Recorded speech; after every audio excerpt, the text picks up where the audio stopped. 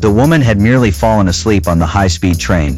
When she woke up, she realized her boyfriend was gone. She tried calling him, but there was barely any signal on her phone. She clearly remembered that her boyfriend had answered a phone call right before he left. Alice began searching through the train car by car, not even missing a single restroom. But even after reaching the very last carriage, there was still no sign of her boyfriend. Panicked, Alice went to find a train attendant.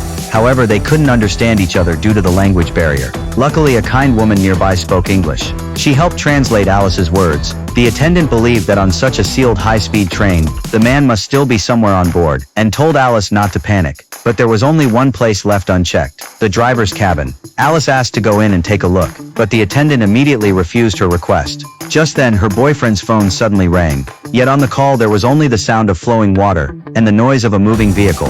The man never answered any of Alice's questions. With no other choice, Alice arrived at the destination alone.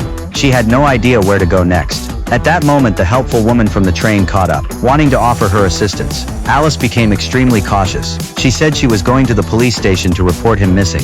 The woman didn't get upset, but instead took out a business card and handed it to Alice. Anxious and desperate, Alice went to the police station. However, the police chief told her that a missing person report could only be filed after 48 hours. He asked Alice to register her boyfriend's passport information first. But strangely, after rummaging through her backpack for a long time, she discovered that her boyfriend's passport was missing as well. Based on his years of experience, the police chief believed the man simply wanted to end the relationship, and had quietly gotten off the train a few stops earlier. Alice strongly disagreed with this conclusion, but with no other options available, she could only wait for the 48 hours to pass before filing a report again. Alice picked up her boyfriend's camera. One photo immediately caught her attention. She recalled that after receiving a phone call, he had used poor signal as an excuse to leave, and this photo had been taken at the exact moment when the train stopped. Perhaps that was when her boyfriend disappeared. Alice returned to the railway tracks near the bridge. She followed the tracks forward, step by step. To her surprise, she really did find a set of fresh footprints. Following them, she discovered a hole in the wire fence that had clearly been cut open.